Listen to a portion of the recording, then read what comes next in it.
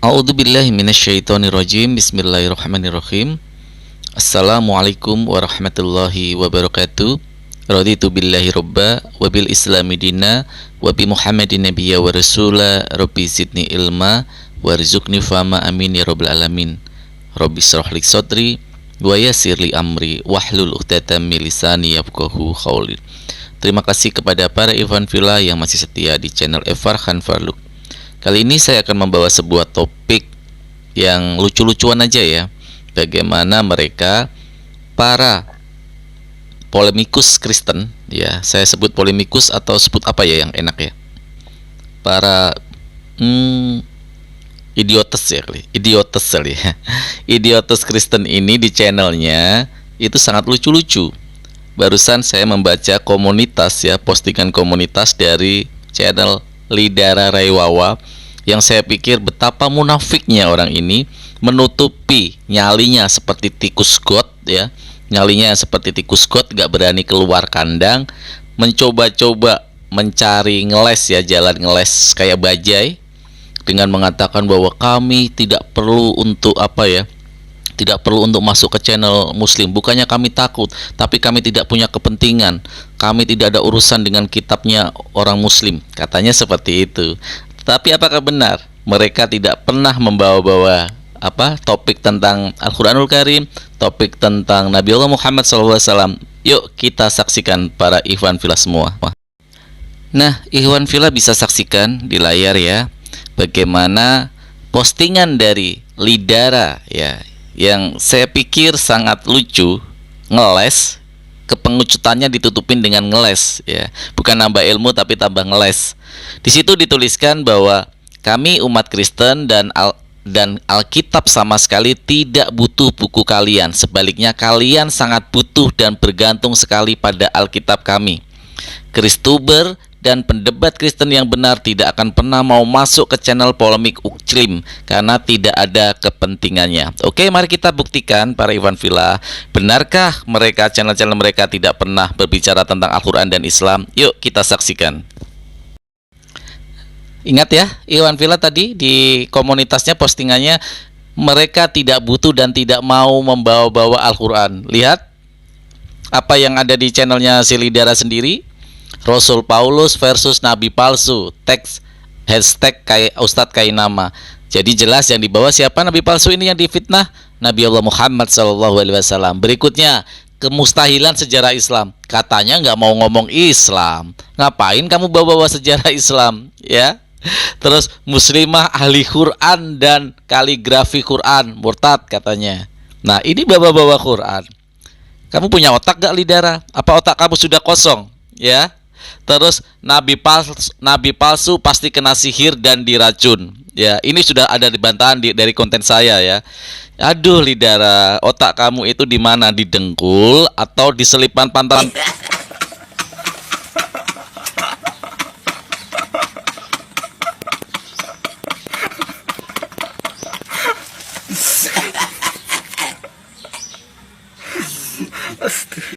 Lucunya para ikhwan fillah, biar dilihat seperti sok akademis, dia memberikan sebuah definisi alasan-alasannya, deskripsi alasan-alasannya kenapa Kristen tidak mau ke Zoom Muslim ya. Tapi ngomong-ngomong, kata dalil itu dari bahasa Arab loh Lidara. Jangan pakai bahasa Arab dong, katanya nggak mau kepo dari bahasa Arab. Dalil itu dari bahasa Arab, pakai dong bahasa Yunani kamu atau bahasa lainnya ya. Yang pertama adalah, kata dia, pertama, umat Kristen tidak pernah peduli ataupun punya rasa ingin tahu ataupun kepo tentang buku kalian. Oke, apakah benar poin pertamanya itu? Yuk para ikhwan fillah, kita buktikan kemunafikan orang ini dan kepengecutan sikapnya. Kita buktikan berikut ini para ikhwan fillah, bisa saksikan. Apa yang di situ? Di situ dia menggunakan Quran ya, bahwa Isa, kata Isa itu dari Al-Quran. Kalian tidak mengenal Isa, kalian Yesus. Tadi katanya nggak mau ngomong kepo tentang Al-Quran, istilah-istilah Islam. Kenapa pakai dalil, kata Isa, diambil katanya Tuhan jalan yang lurus, Siratal Mustaqim ya. Aduh, ini otak atau cuman kotoran kepala si Lidara nih?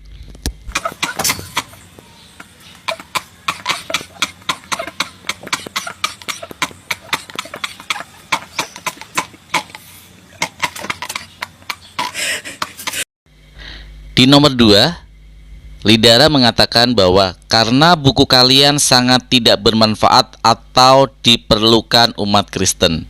Benar, Al-Quran tidak dibutuhkan umat Kristen. Ya, tapi bagi orang-orang seperti kamu yang otaknya isinya kosong sih ya nggak perlu. Tetapi bagaimana kata tokoh dunia, Presiden Amerika Serikat contohnya Thomas Jefferson yang menyimpan Al-Quran di perpustakaannya dan sering dibaca dan mengambil keputusan-keputusan penting setelah mendapat inspirasi dari Al-Quran, ya. Atau tokoh seperti Napoleon Bonaparte, Josel, ya. Oke, saya buktikan ya Lidara, kamu nggak butuh Al-Quran nggak apa-apa karena emang otak kamu kosong. Al-Quran terlalu tinggi untuk bahasanya untuk orang yang tidak mengerti, ya, tidak punya ilmu, yang otaknya kosong seperti kamu, otaknya isi kotoran, ya. Mari kita buktikan kata Lidara Al-Quran. Tentang Al-Quran, bagaimana tokoh-tokoh dunia memuji tentang Al-Quranul Karim.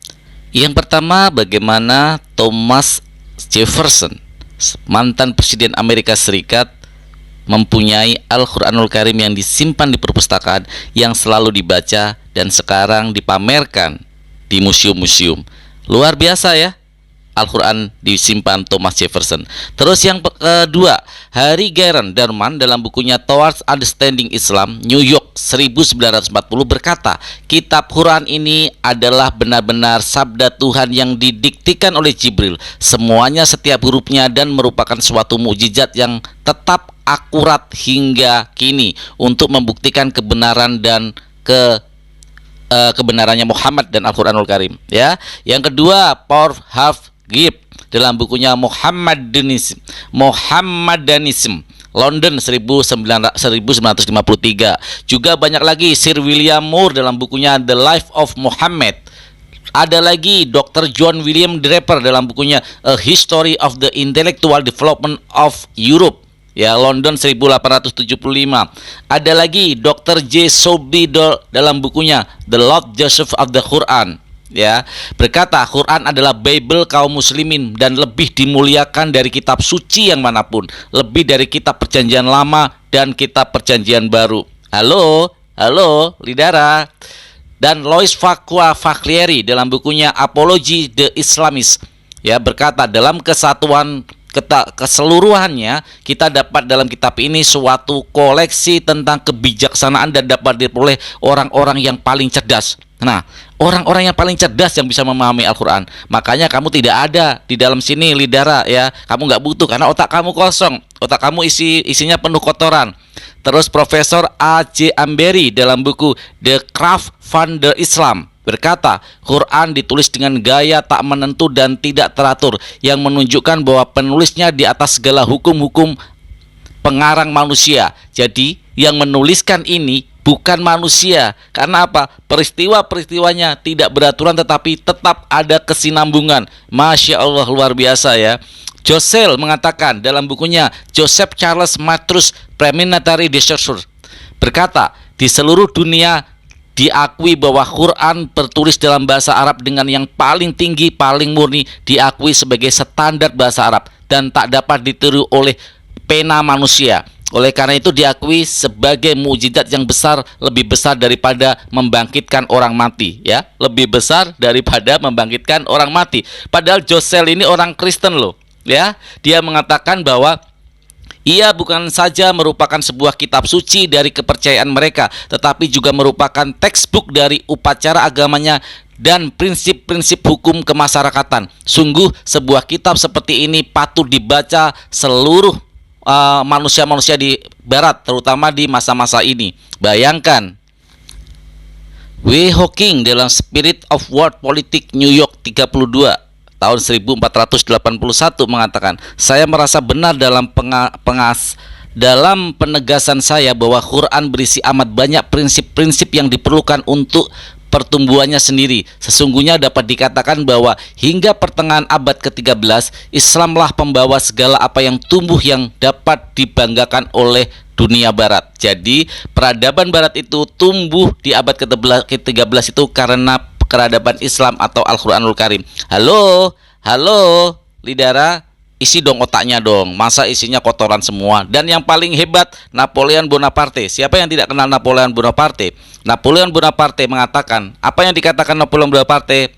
Ya, saya membaca Bible, Musa adalah orang yang cakap, sedangkan orang Yahudi adalah bangsat, pengecut dan jahat. Adakah sesuatu yang lebih dahsyat daripada kisah Lut beserta kedua putrinya? Dikatakan apa? Kisah Lut tidur sama putrinya. Napoleon Bonaparte aja jijik ya, itu dilihat Kejadian 19 ayat 30 sampai 31. Ya, Napoleon jijik loh ya. Nah, selanjutnya Napoleon berkata, agama-agama itu selalu didasarkan pada hal-hal yang ajaib, seperti halnya Tuhan yang sulit dipahami. Yesus memanggil dirinya sebagai anak Tuhan, padahal ia keturunan Daud. Saya lebih meyakini agama yang dibawa oleh Muhammad, Islam, terhindar jauh dari lelucon-lelucon. Ya, itulah seperti yang terdapat di dalam agama kita, Kristen. Bangsa Turki juga menyebut kita sebagai orang-orang penyembah berhala dan dewa. Ini kata Napoleon Bonaparte, bro, ya. Waduh, menjijikan sekali kamu lidara otaknya.